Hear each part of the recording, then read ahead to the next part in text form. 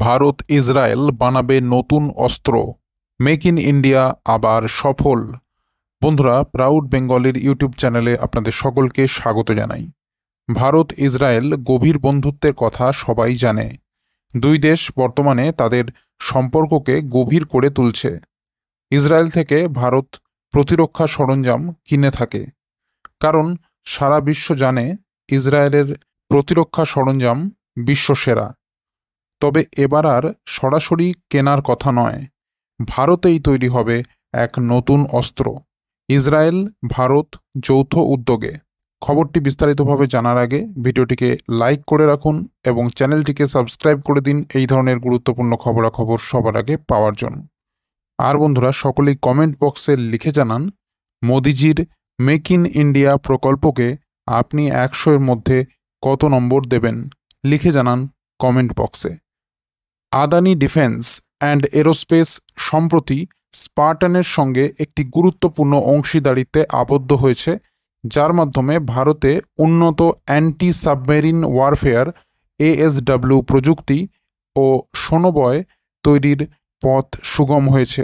Spartan, যা Elbit সিস্টেমসের একটি সহযোগী প্রতিষ্ঠান এবং অ্যান্টি সাবমেরিন প্রযুক্তির ক্ষেত্রে বিশ্বখ্যাত, তাদের প্রমাণিত প্রযুক্তিকে আদানি ডিফেন্সের নকশা, উৎপাদন ও রক্ষণাবেক্ষণের দক্ষতার সঙ্গে সংযুক্ত করছে।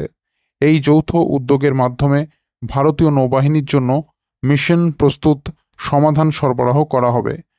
সোনোবয় হল জলের নিচে সাবমেরিন শনাক্ত ও নজরদারির জন্য ব্যবহৃত এক ধরনের অত্যাবশ্যক প্রযুক্তি, যা আধুনিক নৌ সামরিক কৌশলের জন্য অপরিহার্য।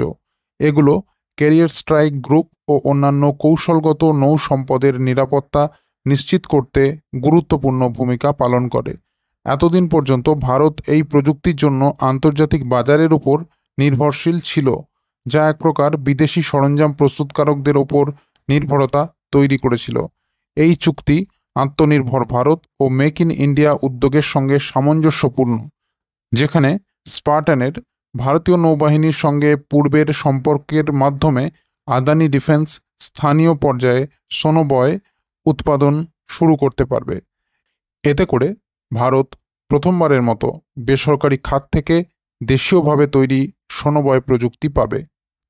আদানি এন্টারপ্রাইজের ভাইস প্রেসিডেন্ট জিত আদানি বলেছেন, সমুদ্রভিত্তিক নিরাপত্তা এখন কেবল কৌশলগত অগ্রাধিকার নয়, বরং ভারতের সার্বভৌমত্ব ও জাতীয় স্বার্থ রক্ষায় অপরিহার্য হয়ে উঠেছে। তিনি জানান, এই অংশীদারিত্বের মাধ্যমে আদানি ডিফেন্স দেশীয় প্রযুক্তিতে তৈরি, দ্রুত মোতায়েনযোগ্য এবং বিশ্বমানের প্রতিরক্ষা সরঞ্জাম ভারতীয় নৌবাহিনীর কাছে পৌঁছে দেবে। আদানি ডিফেন্স অ্যান্ড এরোস্পেসের সিইও আশিস রাজবংশী মন্তব্য করেছেন, কয়েক দশক ধরে ভারত এমন গুরুত্বপূর্ণ প্রযুক্তির জন্য আমদানির ওপর নির্ভরশীল ছিল।